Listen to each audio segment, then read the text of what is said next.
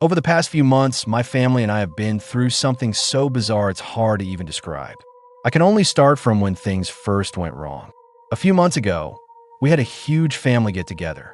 My mom and dad each have two siblings, and all of them are married with kids except for my Uncle Matt, who never married and doesn't have any kids. So all told, I have 10 cousins. All my aunts and uncles live within a couple hours drive, so we basically grew up together. That said, it's still rare for everyone to be in the same place at once. This time, it was just a fluke that everyone was free, so we had a big family dinner where the whole crew was there. I'm not going to list everyone's names in this post because it would just be a mess, and besides, I've already given you all the background you need. Okay, enough rambling. Let's get to what happened that weird night. My parents and I went over to my Aunt Margot and Uncle Ken's place for a backyard barbecue. The backyard was loud, and I was just trying to avoid people and get through the night. To be honest, I was really just there for the food. We were all sitting around a big picnic table. My entire focus was on the napkins, trying to keep them from blowing away in the wind, so I wasn't really paying attention to the conversation. Aunt Margot came over with a plate of burnt hot dogs. My mom started laughing as soon as she saw them. Is bad cooking genetic or something? You guys always burn everything. The Millers should never let the Jensens in the kitchen, she teased. Uncle Ken looked at her, confused. What are you talking about, Liz? I'm just saying, Margot burnt the hot dogs, and Matt always burns everything too. Remember that time we banned him from the kitchen for a few months? He tried to cook, and we ended up ordering takeout for like 3 nights in a row.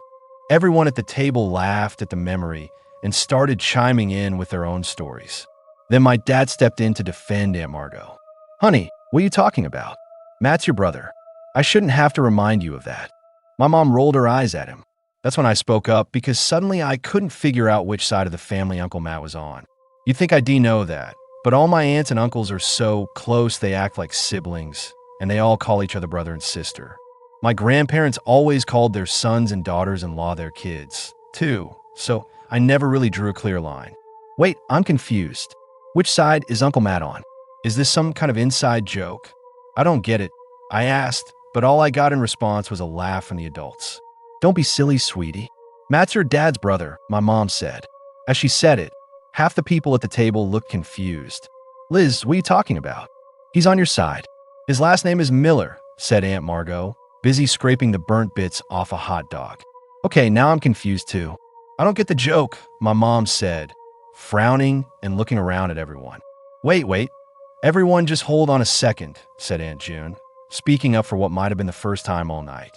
This is ridiculous. Matt isn't Liz's and my brother. He's a Jensen. I sat there watching as a silence fell over the whole family. The laughter stopped. People were looking back and forth, scratching their heads in confusion. A few minutes later, my mom pulled out her phone. She found an old childhood photo of her, my grandma and grandpa, Uncle Paul and Aunt June. Nothing out of the ordinary. After seeing that, Aunt Margot pulled out her phone and started scrolling through her own photos.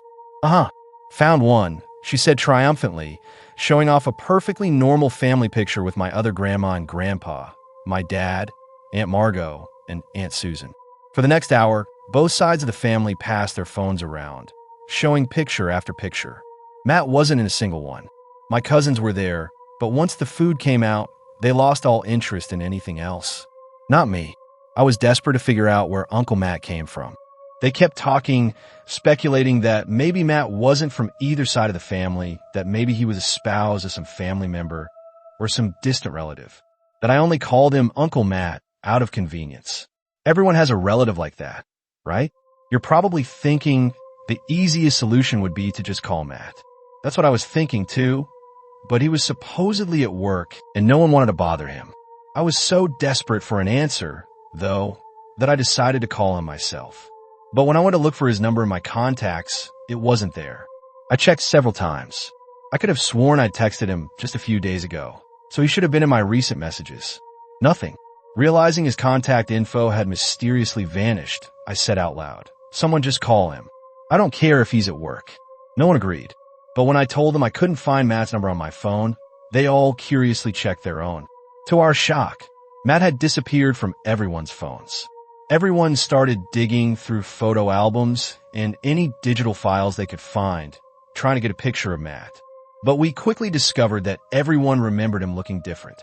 Uncle Andrew remembered having a picture of Matt from behind. He showed us a photo of a tall, bald man. Aunt June said he was crazy. She remembered Matt having long, curly red hair. It wasn't that we hadn't seen Matt in so long that our memories were fuzzy. I just seen him last week. He came over to help me with my homework.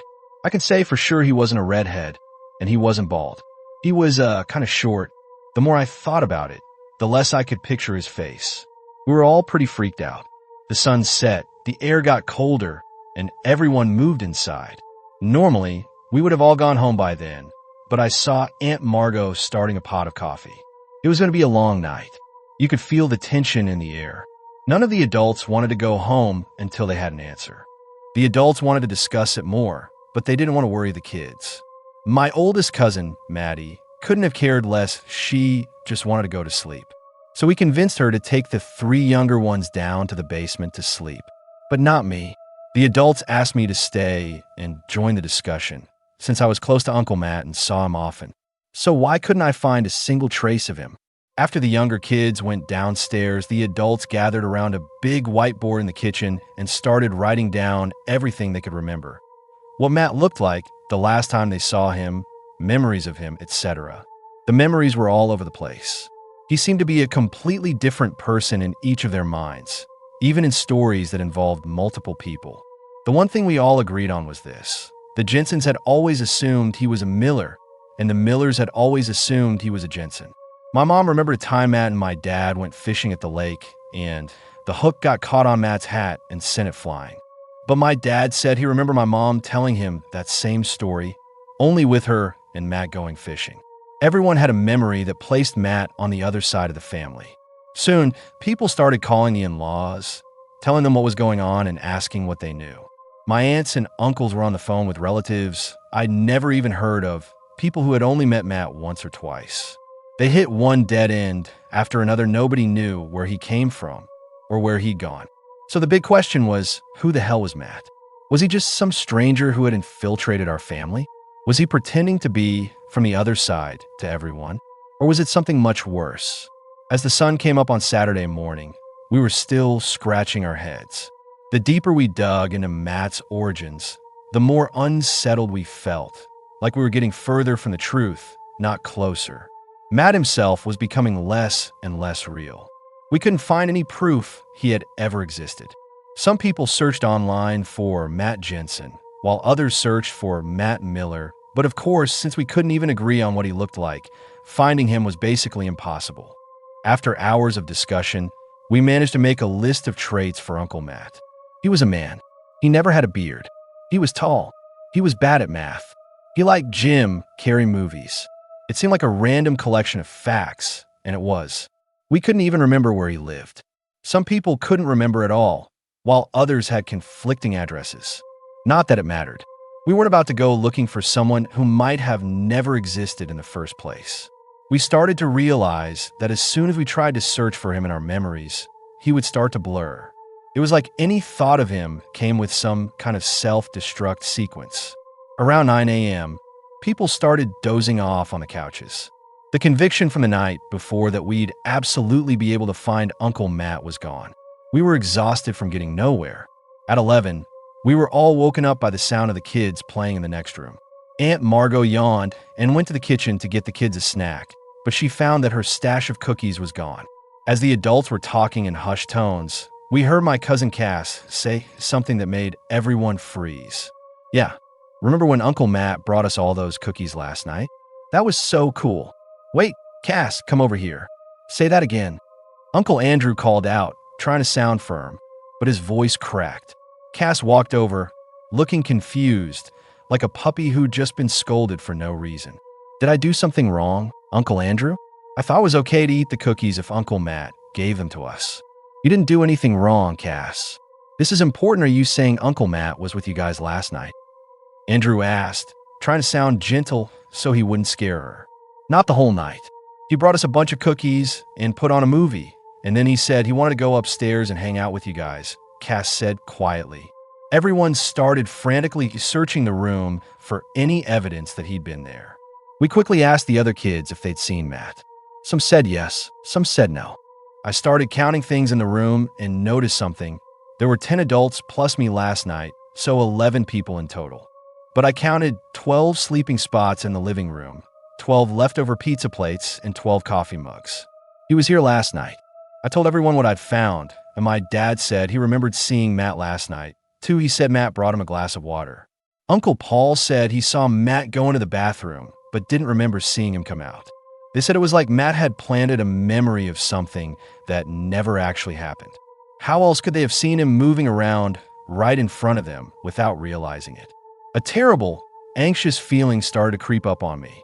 "Wait, something's not right," I said loudly. "Everyone, line up against the wall. I want to test something." They all looked at me, confused. The adults wouldn't normally let me order them around like that, but they were tired and at a complete loss. All the adults lined up. I walked past them, counting out loud. And that's when the weirdest thing happened. Including me, I counted 12 people. The kids weren't in the line, and I know I didn't count myself twice. There was an extra person. Uncle Matt wasn't just here last night. He was here with us right now. The others tried counting. We counted over and over, even adding one of the kids to the line to try again. Every single time, we counted one extra person, but we couldn't see him. How was he hiding in plain sight? Everyone eventually left Aunt Margot's that afternoon. We were all still terrified by the whole thing, but what could we do? There was nothing to be done. Uncle Matt had never done anything to threaten us. Most of his actions were normal, aside from a few odd things. One person remembered seeing him in the kitchen for hours, just stacking and res-tacking a pile of bowls. Someone else remembered him packing for a vacation, but his suitcase was filled only with trash bags. I have a memory of us sitting around a campfire while he read the instruction manual for a blender to us as a bedtime story. At first, these memories were harmless, at least. But a few weeks later, we started remembering more disturbing things. Him showing up in our houses in the middle of the night. Him giving us hammers as Christmas presents. The time he bought hundreds of dollars worth of knives and left them in my dad's car. As these creepy memories surfaced, we tried calling the police. Of course, they couldn't help without any proof he existed. And since we couldn't even give them a last name, the case was impossible. How are the cops supposed to find someone based on a single name, Matt, and no physical description? So who is Uncle Matt? I can say with 100% certainty that I have no idea. Is he a person? An entity? A figment of our collective imagination? Or is he nothing at all? I don't know. He seems to show up at our family dinners because most of the time, when I count, there's still an extra person. He's like a virus, constantly implanting memories of himself into moments where he never was. It's become a family joke now. We always set out an extra plate for Matt, or things like that. If you ask me, no one is taking this seriously enough. I know he's never actually hurt anyone, but why are we waiting for something to happen before we do something? I swear, I can feel it when he's around. The hair on the back of my neck stands up. My family has given up on figuring Matt out. It seems like they've all forgotten the more sinister memories. But I haven't. The deeper I dig, the more twisted the memories become, as if he's actively corrupting and decaying inside my mind, and all I can do is watch. I'm starting to think this is his way of trying to stop me from finding him. Why is he running? Why is he so afraid of being found? And what will happen if I actually find him? I'm going to find you, Uncle Matt, and I'm going to figure out what you are.